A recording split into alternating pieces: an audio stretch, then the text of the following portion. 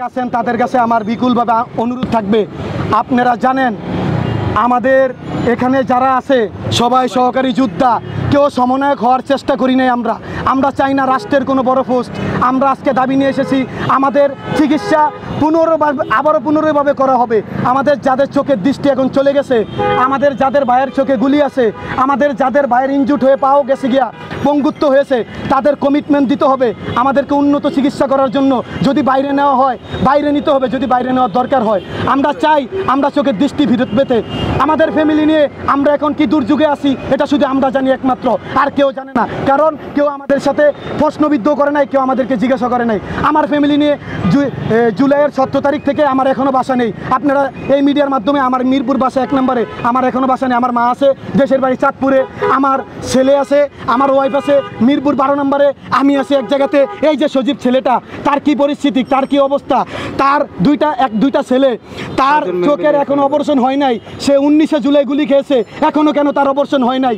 এই যে শুভ, এই যে আমাদের বড় ভাই, এরপরে এই যে 8টি গুলি কেন রয়েছে এখনো, তার চোখে কেন 8টি গুলি? সে কি যুদ্ধ করে ভুল করেছিল? আমাদের গভর্নমেন্ট থেকে যে ট্রিটমেন্ট দিছে, কি ট্রিটমেন্ট দিল আমাকে, আর আমি কি ট্রিটমেন্ট পেলাম? আমরা এই দেশে বৈষম্য বিরোধী ছাত্র আন্দোলন করেছিলাম, একতরফা সরকার পতন আন্দোলনে নেমেছিলাম। শুধু আমরা এই রাজপথে স্বৈরাচার বিরোধী আন্দোলন করেছি। সারা বাংলাদেশে বর্তমানে এখনো যুবলীগ, স্বেচ্ছাসেবক লীগ, আওয়ামী লীগ, তারা প্রতিটি ওয়ার্ডে আমাদের ভাইদের উপরে হামলা চালাইতেছে। শুনতে পারলাম যে আমাদের জন্য নাকি 100 কোটি টাকা আমাদের ফান্ডে এসেছে। হ্যাঁ, মেনে নিলাম 100 কোটি টাকা আমাদের ফান্ডে এসেছে। 100 কোটি টাকা কিভাবে ভাগ হবে? যারা নিহত হয়ে গেছে তাদের পরিবারে 5 লাখ, ঠিক আছে, একটা দেহের নাম 5 লাখ। কিন্তু আমি বলতে চাই, আপনারা যে কথা প্রোগ্রামে বলেছেন, যারা সমন্বয়ক আছেন তাদের উদ্দেশ্যে, যদি আমি আজকের এই ভিডিও থেকে কোনো কিছু নাও পাই গভর্নমেন্ট থেকে, আমি খুশি।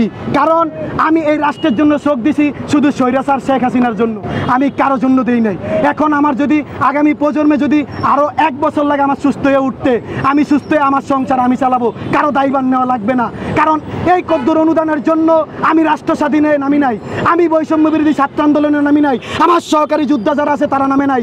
আমাদের জন্য নিহতদের জন্য 5 লাখ টাকা, আহতের জন্য 1 লাখ টাকা।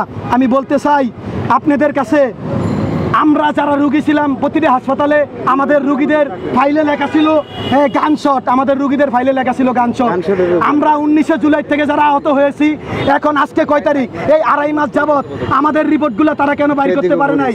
আসেন আপনারা কথা বলি আমরা কিভাবে যারা আহত হয়েছে তাদের ব্যবস্থামূলক। আপনারা এই যে ফাইলে দেখেন, এখানে লেখা আছে গানশট, এখানে লেখা আছে গানশট লেখা আছে। তাহলে আপনারা যারা ফাঁসি দিয়ে মরে গেছে, যারা বিষ খেয়ে মরছে, যারা গাড়িতে আহত হয়ে মরছে, তাদের ফাইলগুলো এক করে আমাদের এই বাংলাদেশে কি 1 কোটি মানুষ আহত হয়েছে? এই বাংলাদেশে কি 1 কোটি মানুষ মরে গিয়েছে? আমাদের লিস্টটা বাইর করতে 1 মাস কেন বের হয়ে গেল? আমাদের পুনর্বাসনের ব্যবস্থা করতে কেন এত দেরি হলো? কেন আপনারা প্রতিটি ওয়ার্ডে, প্রতিটি জেলায় কেন আমাদের সাথে সমন্বয় না করে, আমাদের পুনর্বাসনের ব্যবস্থা না করে, আমাদের ভবিষ্যৎবাণী না ভেবে আপনারা কেন প্রতিটি রাস্তায় নেমে গেলেন?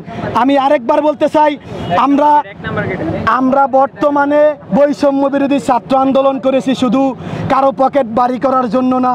কোন গভর্নমেন্ট আসলো এটা আমাদের দেখার বিষয় না।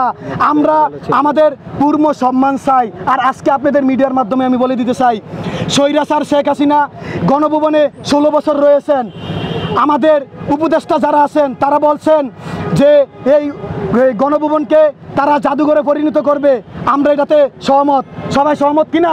সবাই একমত। কিন্তু এখানে আমাদের দাবি আছে, তারা বলেছিলেন শুধু এইটাই যে যারা আহত হয়েছে তাদের ছবি এবং তাদের বিস্তারিত যা আছে সব কিছু রাখবে, কিন্তু আমি যারা নিহত হয়েছে তাদের ছবিগুলো রাখবে। কিন্তু আমি এটা বলতে চাই, আমরা যারা আহত হয়েছি আমাদের সকলের ওখানে আমাদের স্মৃতি হিসাবে আমাদের ছবি এবং আমাদের সব ডিটেলস রাখতে হবে। কারণ আগামী প্রজন্ম জানতে হবে যে আমরা কীভাবে এই দেশ স্বাধীন করেছি।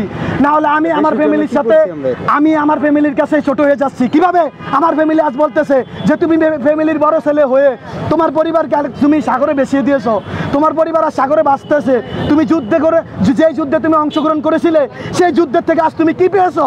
এইখানে যারা আছে তারা কি অবস্থাতে আছে শুধু এটা আমরা একমাত্র আমরা যারা ফ্যামিলি আছি তারা জানি।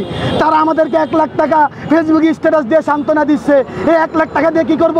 আমরা এখানে যারা আছি সকলে না হলো 2 থেকে 4 লাখ 5 লাখ 6 লাখ 10 লক্ষ টাকাও দেনা হয়েছি আমরা এখানে এই 2.5 মাসে।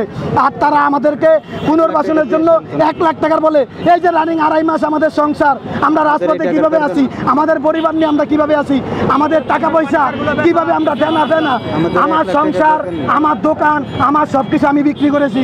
এই যে বিকাবের ড্রাইভার শুভর গাড়ি বিক্রি করা হয়েছে। এই যে বড় ভাই উনি হাসপাতালে বারিন্দা আমার সাথে চক্ষু স্টুডিওতে কাটরিয়ে ঢুকে মরেছে। বাংলাদেশ বৈষম্য বিরোধী ছাত্র আন্দোলনের মধ্য দিয়ে এই দেশ স্বাধীন হয়েছে, এই দেশের গণতন্ত্র ফিরত আসবে। এই দেশের রাষ্ট্র যে রাষ্ট্রযন্ত্র আছে এটা গভীর সাগরের তলে ডুবে গেছে। আমি ডক্টর ইউনূস সাহেবকে আবারও বলতে চাই, আপনি একজন সম্মানিত ব্যক্তি। আজকের এই ভিডিওর মাধ্যমে আপনি যদি দেখতে পারেন তাহলে আমরা যারা আহত এবং যারা জাতীয় চক্ষু স্টুডিওতে এবং যারা পঙ্গুতে ঢাকা মেডিকেল আছি আমাদেরকে সবাইকে ডাকা হোক, আমাদের সাথে সমন্বয় করে কথা বলা হোক।